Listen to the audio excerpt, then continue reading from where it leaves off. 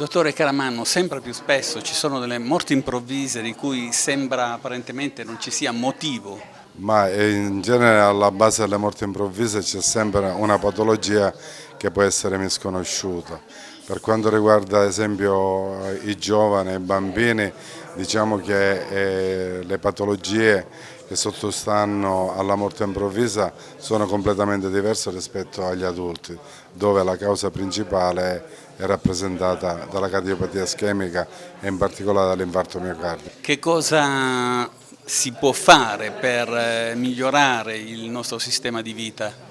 Ma la prevenzione cardiovascolare è di fondamentale importanza. Se noi riuscissimo diciamo, a controllare i fattori di rischio che sono tra l'altro alla base dell'aterosclerosi e quindi dell'infarto, sicuramente potremmo ridurre l'incidenza di infarto e di ictus in maniera considerevole. Le malattie cardiovascolari ad esempio in Italia mietono 230.000 vittime ogni anno e basti pensare che ad esempio le morti improvvise legate all'infarto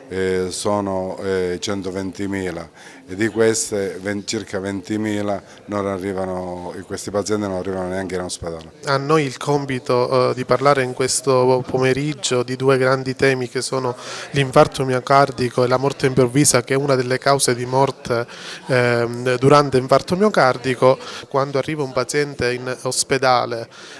con infarto del miocardio, intanto si fa la diagnosi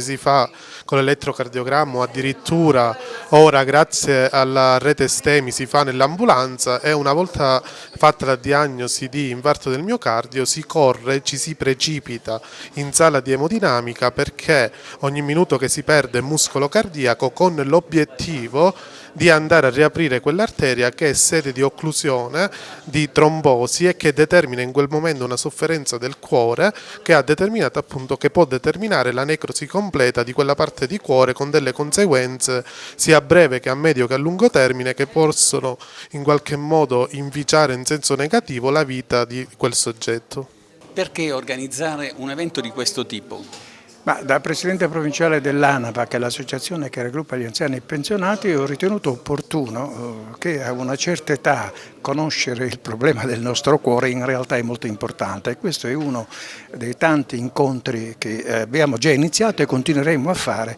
sempre per dare una mano d'aiuto a persone mature.